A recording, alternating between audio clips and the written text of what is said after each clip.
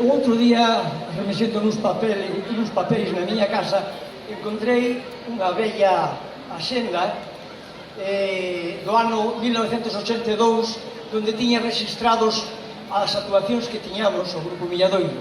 E curiosamente chamou a atención que o día 28 de agosto do ano 1982, que era un sábado, Milladoiro estaba aquí, en Santa Margarida.